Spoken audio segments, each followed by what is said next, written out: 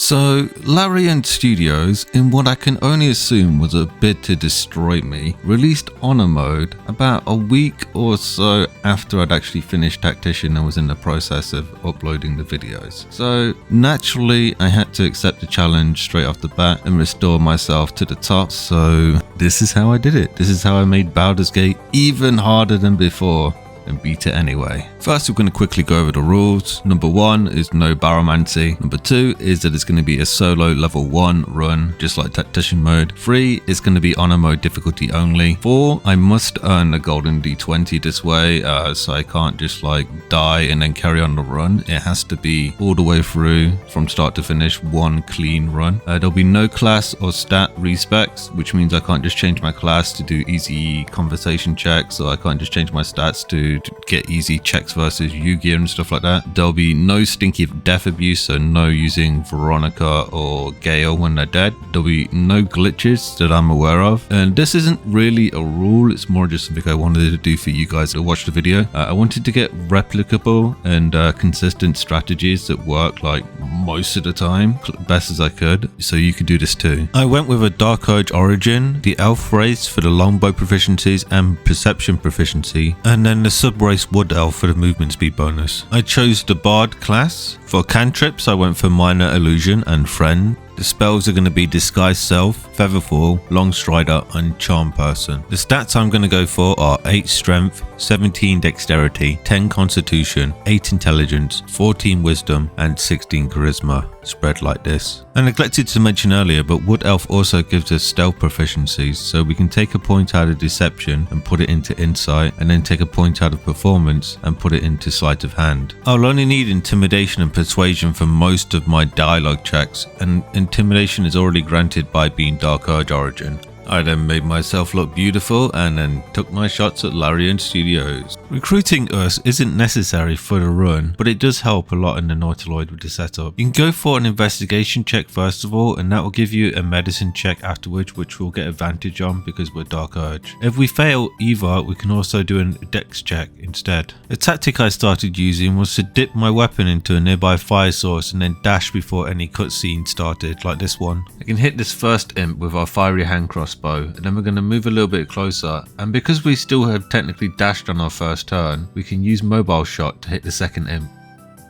I go for an attack with us on the last imp, but unfortunately he just misses out on the kill, so all that's left to do on this round is to run Lae'zel up the hill and then take the essentials. The imp goes for an attack on us but misses, and then we're going to finish it off with a shot from Lorian. I get lucky and find a potion of speed on this Mind Flayer. After I punch my way through another butthole, I ignore Shadowheart and head straight for the back. You can dip your weapon here, and then when you go towards the door, just use dash before you enter. I open up by attacking this imp in the back, and then we're going to go for a quick mobile shot on this Hellspawn nearby.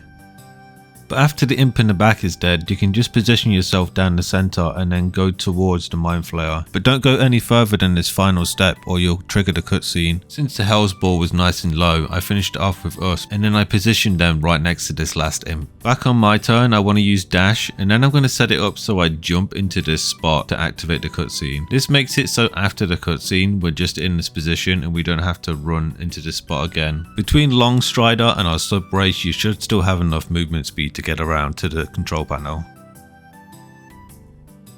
If you didn't know, or you didn't watch my previous video about Tactician, you can just sneak around these intellect devourers by going around the side here. You can also jump down and then jump back up to loot this dead Mind Flayer. Unfortunately, we don't find a potion of speed on them. I had been getting pretty good RNG with getting potions of speed off the Mind Flayer corpses, but this guy also gives me nothing. There's another Mind Flayer corpse, but it's guarded by these 2 intellect devourers we sneaked past earlier. So I'm going to dip my weapon in some nearby fire. I'm also going to use dash before entering turn-based mode. Then I'm going to attack the one on the right. Because I dashed before the fight, I have access to mobile shot, and I can use that to shoot the Nautiloid tank. With one intellect devourer dead and the other severely weakened and surprised, I can just end my turn and then finish it off on the next turn without taking any damage. But yet again, there's still no potion of speed on this dead Mind Flayer. I failed the perception check against Astarion, and I wasn't too sure if we was going to pass the persuasion check, but luckily we're able to use friends to get advantage. And it's a good thing I do, because it looks like our first roll would have been a free. After curb stomping the Mind Flayer for the inspiration, we find nothing but 2 void bulbs in a skull. Still no potion of speed.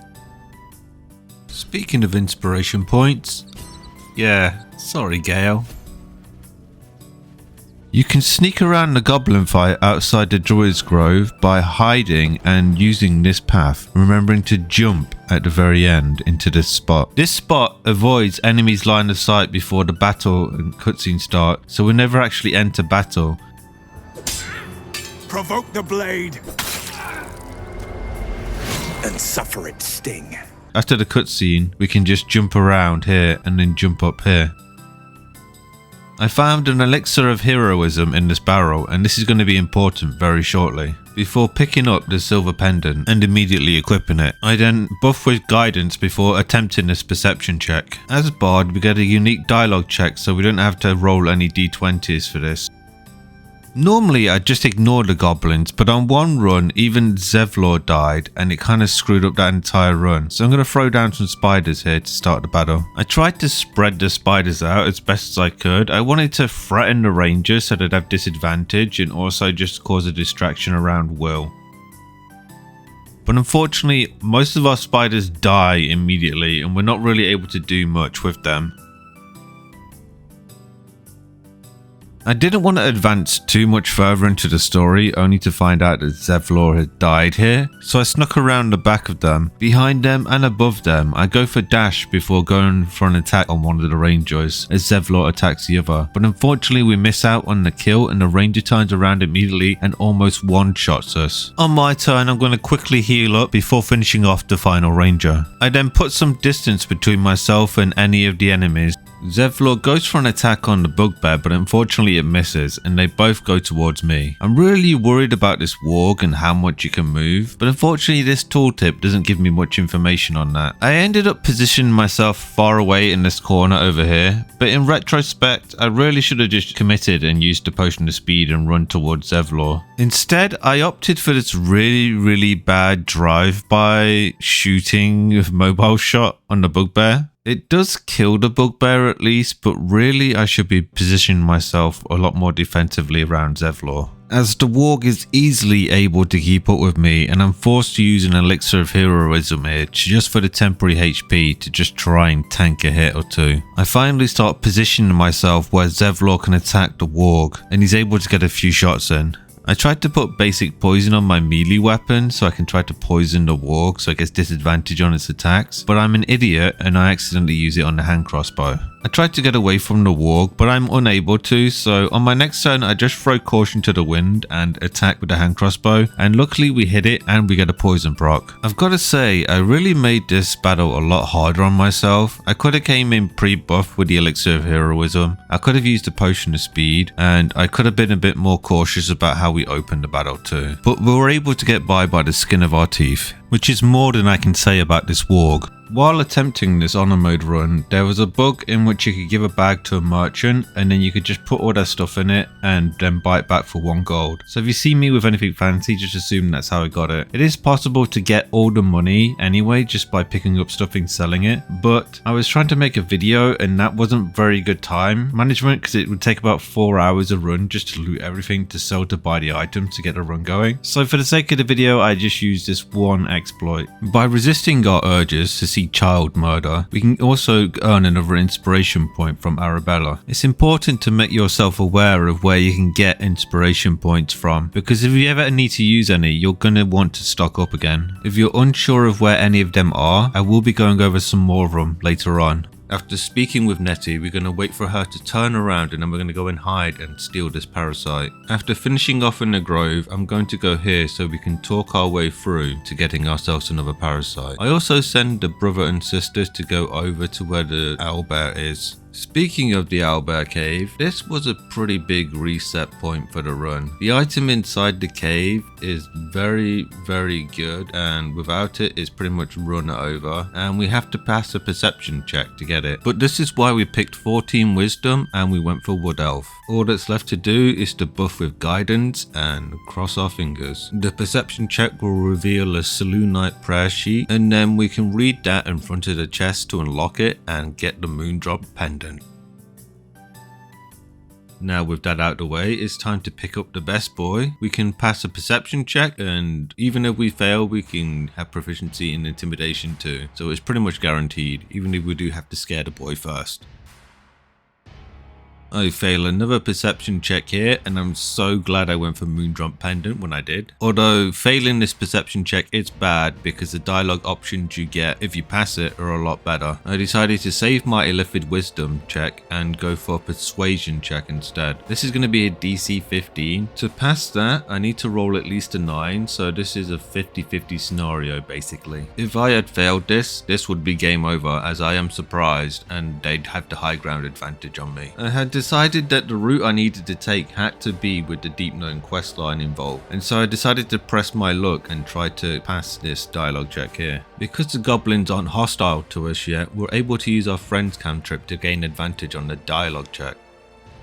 After they leave, I pull the brakes and then free Barkus. Underneath the windmill, we loot his backpack, and then we're going to also get these boots. I'm then going to head down towards the goblin camp. We can get past the guards here without doing any dialogue checks by waiting in hide for them to run away. Then after using dash, we enter turn-based mode and sneak past them all. At the bridge, Shadowheart will show up to save us with the artifact and an offer to join our team. I accept and then send her back to camp. Inside the goblin camp, I'm finally going to use my Illithid Wisdom check here to gain access to the inner workings of the temple. And the first thing I'm going to do with our newfound access is I'm going to jump inside Princess's gut room and then lockpick her door. To get past the guard, we wait for her to face this direction, and then we're going to dash, go into hide, and then enter turn-based mode. I then dash again for the additional movement speed, and between Longstrider and all of our movement speed and our base class, we're able to actually sneak all the way back here, loot this chest for the Misty Step pendant, and then get the hell out of there. I'm then going to go down into the Underdark, and after this Minotaur dies, I'm going to buff with Featherfall and then jump past him. I then take a slight detour to pick up the Falar Aloof. I tried for the religion check, but we unfortunately fail. But after drinking an elixir of hill giant strength, we can pass the strength check no problem anyway.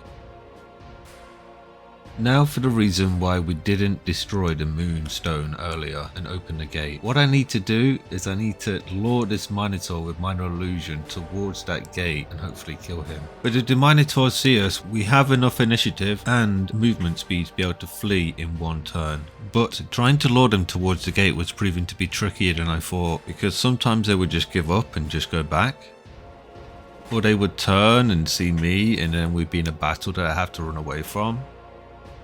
There was one attempt that we got really close to the gate, but I'm here and I'm trying to frantically click to get the Minor Illusion. I get it and it doesn't turn, and then like I kind of already dedicated in and I see it doesn't turn, so I'm like, oh, I'm gonna frantically click in and I still don't get it, so I have to run away again, and I'm kind of mad at this point. So I'm looking around at the barricades and I'm like, I'm coming back for you. And so when I came back, I decided to just use my fire arrows on the barricades and just get rid of them all. I wanted nothing to be blocking the path, and then the game just decides to invent a whole new way to screw me over by this Minotaur doing a full 360 spin, so he sees me. Brilliant. So then I have to run away again, yada yada yada yada yada yada yada. We do eventually get him close enough to the bridge and he doesn't turn around and see us, but then we have to move him in a little bit more, and then I'm just thinking to myself, he keeps healing up and I'm like, is he just inside turn-based mode range? And I click it here and the Minotaur is. He does heal up once, but then because he's in turn-based mode with me and apparently these aren't, we must be just at the right distance for this. We're able to kill the Minotaur, and all that's left to do is to shoot the Moonstone, open the gate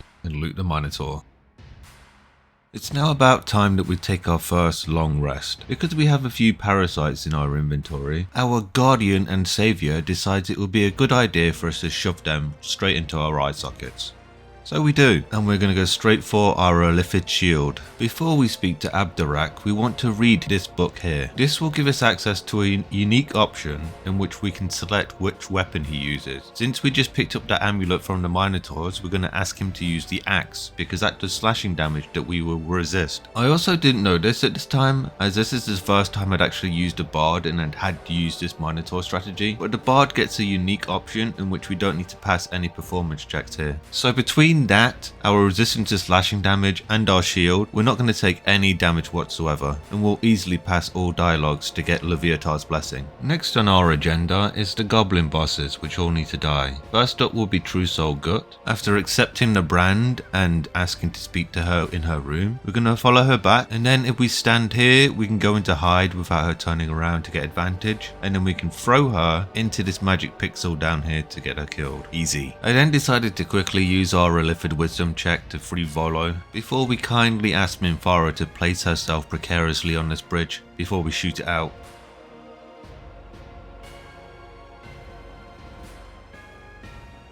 For Draw Ragslin, I decided to always just let him interrogate the squid. When he turns on us at the end, the persuasion check is only a DC 10, and I'd have to get an incredibly low roll to fail this. And then afterwards we can just throw Draw Ragslin into this bridge and he will die. For the battle afterwards, I just go invisible, get out the way, let them detect us, and then teleport out of there. After the party, since all the goblin leaders are dead, Aium will free himself, and he will be back at the camp. I can then teleport down into the Underdark, and we take the same route back through the goblin camp. We go invisible in the main hall to get past all the guards, and because Aium is free, all the goblins inside the prison are actually dead, so we can just go pick up the boots no problem. Since we're branded, we can now safely talk to the ogres. So I go back there, I show them my brand. And with the Dark Urge origin, if we tell them that we'll pay them in bodies and pass a persuasion check, we'll get an inspiration point here. I'm already maxed out at 4, so if I fail this, I can just get an inspiration point back for passing it anyway and we'll be straight back, so it's no problem. I'm in desperate need of some potions of speed, but along the way I stopped down here to pick up this smuggler's ring. This is going to be very valuable to us, as it gives us +2 into stealth and +2 into sleight of hand at the cost of -1 charisma. I then quickly loot a few gnolls on the way. And then if we go round the back, we can wait for an opening in the line of sight, dash, go on turn-based mode, loot the chest, and then get the hell out of there. I then headed over and saved the councillor, taking the longbow as the quest reward. And since the whole goblin saga is over, I can just sneak past the Githyanki up at the top here, buff with Featherfall, and then just jump down onto the bridge and get the hell out of there. This will force the event with Alfira to happen back at camp, but that's okay because we don't need Alfira anyway, and I'd really want that cloak. Some people might even say I would be willing to murder for it. I did fail the stealth check though to hiding the body, so Shadowheart wakes up and wonders why there's intestines all over her face. But that's okay because we can just bluff that it's a worm in our head that made us do it and not the bad thoughts. After charmingly convincing an old lady to put all of her goods in a bag if she knows what's good for her, I'm then going to attempt a strength check on this elevator. Between our elixir and guidance, we're able to pass it. The alternative is taking a very risky route down a path filled with mines that will blow us off the edge. It is possible with the jump ring and Featherfall to jump past all the mines, but unfortunately I don't have any footage of that to show you. After making my way all the way down towards the monastery, I decided to take the back door. Once I'm inside the creche, I'm going to go invisible and run past all the guards. Although because we're invisible, none of the triggers that are supposed to happen, but if you can come back here and just stand in this spot right about here, it does force all the triggers inside to happen, and you'll also get the EXP as a notification to let you know it's happened. I'm not sure if it's necessary to hit this trigger here, but I like to do it just in case the whole creche turns hostile on me. For now, we're only in the creche for one reason, and that is to get these Illithid parasites and then immediately shove them straight into our eye sockets. I picked up favourable beginnings to help with dialogue checks. I also got the Illithid critical, and I picked up Psionic Backlash to help with any casters. Speaking of casters, it's time to finally loot the Necromancy of Fae. I then go back down into the Underdark and finally encounter the Dwagar on the beach. As Dark Urge, we could do an intimidation check that we get advantage on, but also we have Branded, which gives us automatic checks on this, so why not use it? After convincing them that I would help them, I then go over to the Mushroom Colony, find the deep dome in question, and steal her boots for myself. After stocking up on some goodies at the NPCs there, I then head down to help Balin. The strategy for freeing Balin is really simple. First we stand here, we dash, we click eels, we enter turn-based mode, we sort out the stuff in his bag that we want, leaving one Misty Step in there, and then we pick up the torch to be safe, and then we go speak to Balin, give him his bag, and then I use dash again, I jump over to here, I pick up the Noble Stalk Mushroom, and then we still have enough movement just to run outside. After that's all done, we take advantage of Balin's memory and tell him he'd give us a reward, and we get another scroll of invisibility. And back at the mushroom colony, we'll get the gloves of uninhibited Kashigo from his wife. I forgot to show this in my tactician video, but for those who don't know, you can get round the back of the hag's house by jumping up the mushrooms here in this order. Back up in the overworld, I head towards the druid sanctuary in the swamp. Once this enemy patrols towards us, I'm going to dash, click heals and cast minor illusion in its path so it goes over here, freeing up a path behind it. And then while in turn-based mode, we're going to dash again, walk our way slowly over towards this chest, and once we've looted the sparkle hands, we can misty step back over and get out of there before anything sees us.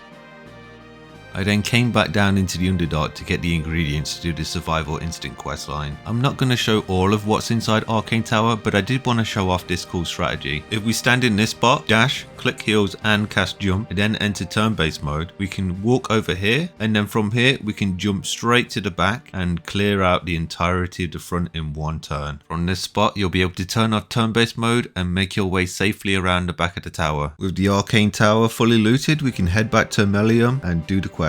It doesn't matter if you pass the checks here, all it does is just gives you a debuff for 10 turns and you have to stand around and not do anything. Whether you pass them or not, you'll still get survival instinct. Since the next thing I want to do is some combat, I decided to take a long rest and wait for the butler to show up to give me the cloak. Back down on the beach in the Underdark, I brought some wooden crates with me and I proceeded to pick up all of the bodies and put them in there. My plan was that if there was no bodies then they couldn't summon in any more ads, and so I sent them back to camp when I got too heavy. But I accidentally missed a couple and I wasn't too sure if these rotten baskets would work, but they do. Now since the Dwagar can't summon an army of zombies anymore, I'm going to stand here, make sure I'm fully buffed up, use a scroll of invisibility and then summon in the ogres. I've tried this strategy now on another run and it seems fairly consistent. What happens is the ogres will come down, they'll start combat, we'll get drawn into it, which leads us as the last known location. We should move out the way and just let the ogres fight. What tends to happen is that two of the ogres will come around the cleric will kill themselves with their own AoEs, and the third ogre normally goes off and fights the ranger and kills them, leaving just two Dwagar left. The ogres are normally in such a weakened state though that these two Dwagar are enough to finish them off, which is fine. The only thing we really wanted from this interaction is to kill off a few Dwagar and to get the headband of intellect from the ogres.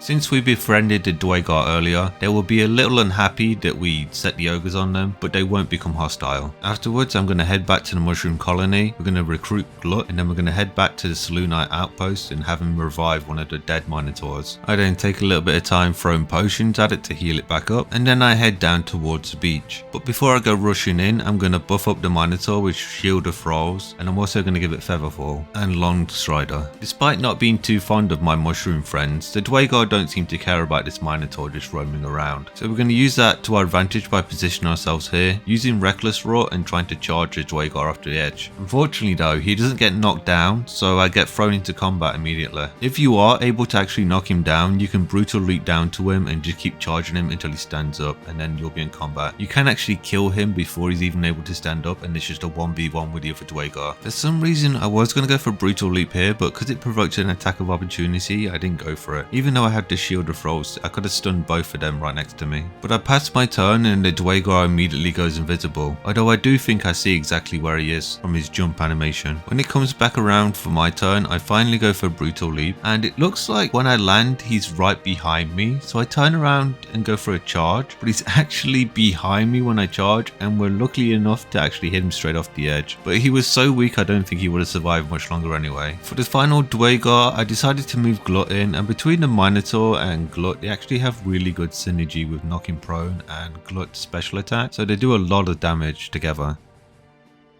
Now, I was nearing the end of Act 1 at this point, but I wanted to fight at least one boss that had the honor mode changes to it. The Gif Yankee boss was just going to be completely out of the question because they were going to be way too strong for anything we could do right now, and so I settled on fighting Nier, because what's the point in doing an honor mode run if it's just going to be like Tactician because we don't fight anyone that has the changes, right? Although in retrospect I did actually fight Nier in my Tactician video, but nevertheless he has the changes, so we're going for it. Although before we go and fight him, there are a couple of things we want to do here while we still have all the Dwagar nearby. The first thing I want to do is to interact with these two fine gentlemen, the Ronaldo and Messi of kicking corpses. If I pass the perception check here, I can earn myself a ring that will give me invisibility. Because of the armor that we got from that nice old lady that donated it to us on the mountain pass, we get advantage on the sleight of hand check afterwards. If I somehow manage to fail that check, he will get the ring himself and you can just buy it back from him. Now I was planning on originally killing all the Dwagar and then fighting near 1v1, but I figured that would be kind of hard for people to replicate. So instead we're going to go for the strategy of allying the Dwagar so we get some help in the fight with Nir. After telling the Dwagar that we're not a true soul and passing the deception check, they ask me to kill the scrying guy that roams around the forge. I get really lucky because the scrying guy is over here and also it's right next to a dark Justicia helmet. This is a guaranteed spawn on one of the many corpses around the forge, so just very fortunate it's here right next to the scrying guy. To get the scrying guy into a location where it can be far enough away from everyone that I can guarantee that I'm safe, I do this really weird teabagging strat where I'm just constantly pressing hide and it'll turn around and follow me and investigate, and you just keep doing this over and over and over again and you can just take the scrying guy wherever you want. When it's in a location that I'm happy with, I enter hide, go into turn-based mode, and then we're going to just sneak up behind it and use a scroll of shatter. Once the big purple stinky eyeball is gone, we can free Nir, and because I'm also trying to do the deep known quest line, I'm going to have to tell Nir that it's a big no-no on killing the slaves. He doesn't take too kindly to that and starts speaking about himself in the third person like a real lunatic. So me and my best bud to Dwagar decide now would be a good time to start fighting him. The first step in this battle is to Misty Step right up here above everyone and then go into hide and move away from your last known location. And since Nir and the remaining hostile Dwagar can't get to our location, they'll just fight our friends down below. And then when it comes to my turn again, I'm just going to shoot with my offhand crossbow and go back into hide again. While my Dwagar buddies help out below, I like to focus on any of the rangers or spellcasters that remain. The fight does go pretty steady, but it's also fairly long. Most of these scenes are about 500% speed, but I wanted to include as much of this battle as possible. So for now, I'm just going to shut up and let you enjoy the fight.